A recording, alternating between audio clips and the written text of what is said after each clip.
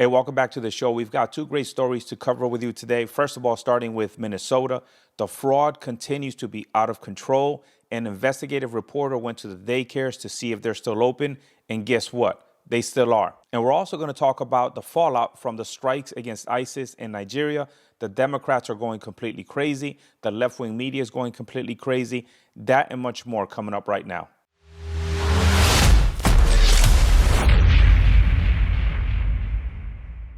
So let's go ahead and start with the fraud in Minnesota. So Nick Shurley, a popular YouTuber, got together with a Minnesotan who had done some investigative reporting on the massive fraud that's been taking place, not only in healthcare centers, but also in daycares. So they started going to a lot of these daycares that received hundreds of millions of dollars, and you won't believe what they found. Take a look. In fiscal year 2025, this facility, which has its license for 74 kids, was paid $1.26 million in tax money, and there are no kids, and all the facilities are the same way, all of them. Can I put my son in a daycare here?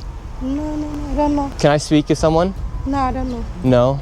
Yeah, I would like to see if I can put my son Joey here. Who's your son, Joey? My son Joey. Can I check out daycare center? No!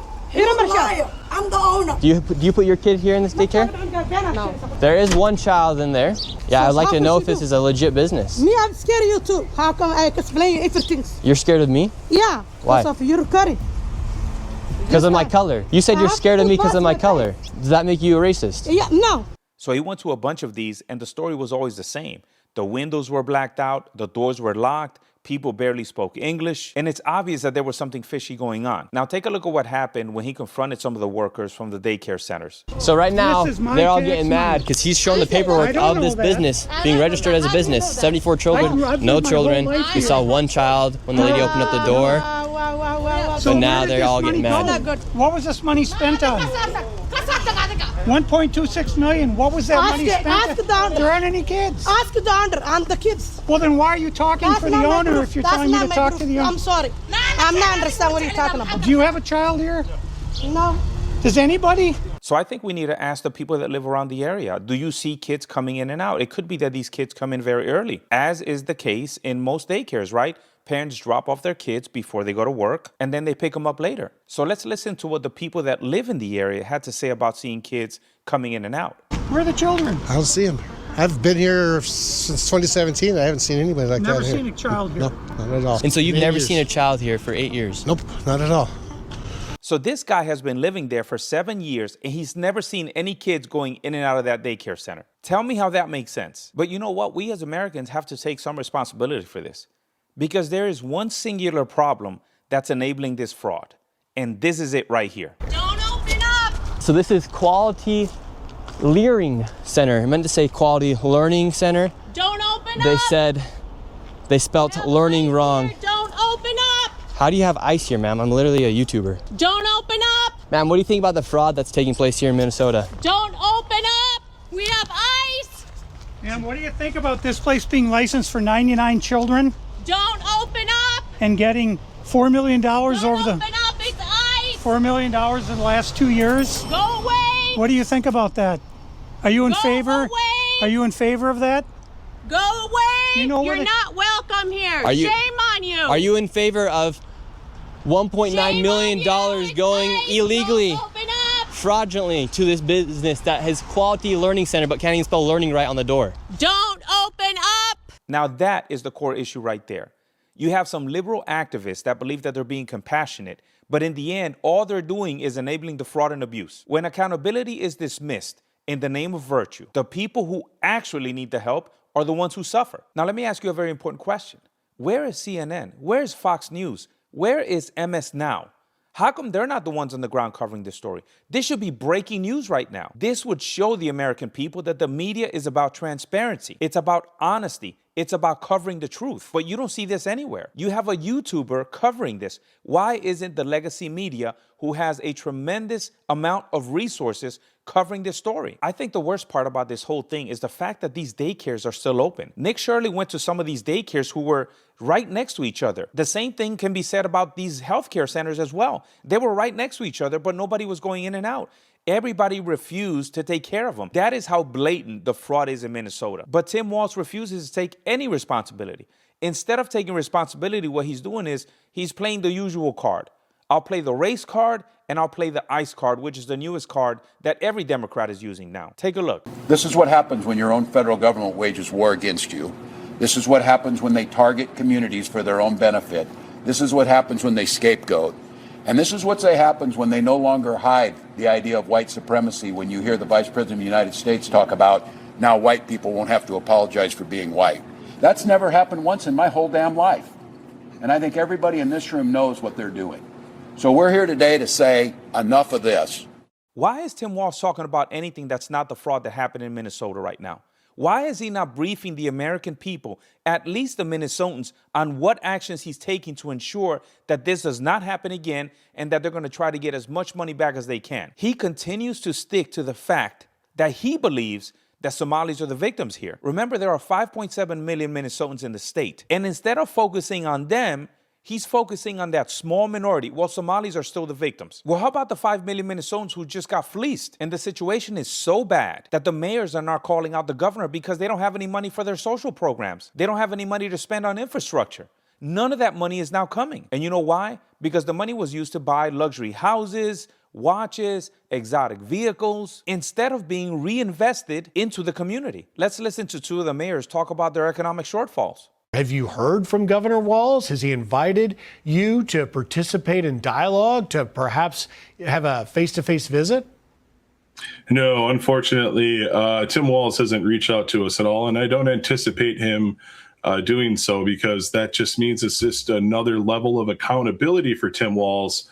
And, there's a little nickname for him going around Minnesota. He's the fraud father. It's like they got together with Illinois and see who could race to the bottom fastest. Illinois was heading there quicker than us, but it's like Minnesota said, hold our beer and watch what we can do. That's the feeling I get out of this, like it's a race to the bottom. I think that number is going to grow as the feds and the special task force President Trump sent to Minnesota is going to start uncovering the fraud that has been going on in the state for years. There is so much waste in the state that there is nothing left for the people that matter, which is us. This whole situation is absolutely ridiculous to me. Almost 6 million Minnesotans, and Tim Walz continues to focus on the Somalis as being the victims. But this is the same story across the board. If you talk to any Democrat, what they're going to tell you is we protect everybody. You know what that means, right? They protect people who are in their cities who are criminals. I just don't get how they don't support common sense policies. And I'll give you an example of that. Do you remember those strikes on Christmas Day against ISIS for the persecution of Christians in Nigeria? The Democrats are coming out completely against that. Now they are coming out against us striking terrorists that seek to do us harm. How does that make any sense? But before I play the clip of Congresswoman Dean exemplifying her ignorance, let me educate her a little bit. Nigeria isn't some distant, irrelevant country. It's Africa's largest economy, its most populous nation, and the anchor of West African stability. If Nigeria collapses, the whole region follows, and that becomes America's problem, whether you like it or not. Now let's listen to what she had to say. I'm concerned about the president making strikes without consulting with Congress and just claiming this is ISIS terrorism. Also, the issue of whether or not it is singularly the killing of Christians is disputed. At a time, Christmas season, a time of joy, a time to try to give gifts to others, this administration is hell-bent on making sure they sow chaos and distraction. They should be coming to Congress. We have to demand better. I have said to the Speaker multiple times in private conversations, surround this president, tell him when he is out of line, operating in an unconstitutional, unhinged way, and then maybe we could get this on the right course. One thing that the Congresswoman left out is the fact that President Obama conducted thousands of strikes. He never consulted Congress. So why is it different now? As the commander-in-chief and under the War Powers Act, the president has a right to do exactly what he's doing. Remember, his only obligation is to inform Congress 48 hours after he executes something. Did you hear what she just said? She said Christmas is a time of joy and a time to give gifts to others. Do you think ISIS thinks like that when they're beheading women and children? Do you think that? Do you think ISIS says it's Christmas, let's give the Christians a break? ISIS will continue to maim, kill, torture women, children, innocent people, anybody that gets in their way that has a different ideology. But this Congresswoman wants us to take a break and let it be a time of joy for everybody, including the terrorists. Are you serious? But you know what? I think President Trump heard her, because President Trump came bearing gifts. He sent gifts to ISIS. Take a look. I told Nigeria and I told the people around Nigeria that if you do it, you're going to get hit. And I said yesterday, I said, hit them on Christmas Day. It'll be a Christmas present. We hit ISIS, who are terrible. They're butchers. And we really hit them hard in different locations, and they really got hit hard yesterday. So they got a very bad Christmas present. This is why I hate people romanticizing war. She believes that there's joy in war. There's no romanticizing war. War is about killing the enemy. Remember, we're trying to fight an ideology when we fight ISIS. We will never defeat ISIS. It's an ideology. Ideologies never die. So we need to do everything that we can to take out as many terrorists as we can here on the ground. But since our politicians are reacting like that, it's obvious that Nigerians are also furious with these strikes, right? Let's take a listen. There is nothing wrong with Nigeria seeking help, because this problem has been with us for so long, and we've been living with it for 16 years, you know. So it's good that it's a fresh breath of fresh air, where a foreign country that in fact has even designated us as a country of particular concern is coming to assist us, you know. So I think we should be happy that this is happening. We want them to increase the tempo, because the killing must stop. Did you guys hear that? The Nigerians want us to increase the tempo because the killing must stop. Let's listen to some more Nigerians talk about how they felt about the strikes. There's a lot of insecurity in Nigeria. So if the Nigeria government can collaborate with United States security to wipe all the terrorists in Nigeria, for us to move freely in everywhere, that is okay. Some people did not travel this Christmas because of all these things. So the strike is a precision one, is wonderful. And I think it is even coming at the right time, because considering what has been happening all around about the terrorism and everything. So I don't think it's a good one. It's a good one, really. And I know there are some of you watching this show right now that are probably asking yourselves, well, what do Nigerians in America think? Well, I got you covered there too. Take a look. I think, honestly, so many people in the Nigerian community have been concerned about this for so long, so it's a relief to a lot of us. Sitting around the dinner table, people are happy that something is being happening. Some action is being taken. And if you check online, you see a lot of Nigerians say, oh, thank you, Donald Trump, thank you, US, because you have to give certain kind of hope to your countrymen. So we understand that Nigerians in Nigeria are happy that we conducted the strikes, which were not unilateral strikes. These were conducted in coordination with the Nigerian government. Nigerians in America are happy that we conducted the strikes. But for some reason, our Democratic politicians are not. And you know who else isn't happy with the strikes that we conducted in Nigeria? The left-wing media. Take a look. We're bombing Nigeria now? I mean, what happened to America First? That was supposed to be a very simple thing. We're not supposed to be in forever wars anymore and all of these things, overseas and these entanglements. No, America First. How the hell is bombing Nigeria on Christmas Day America First? How is what's going on with Venezuela America First? It's not.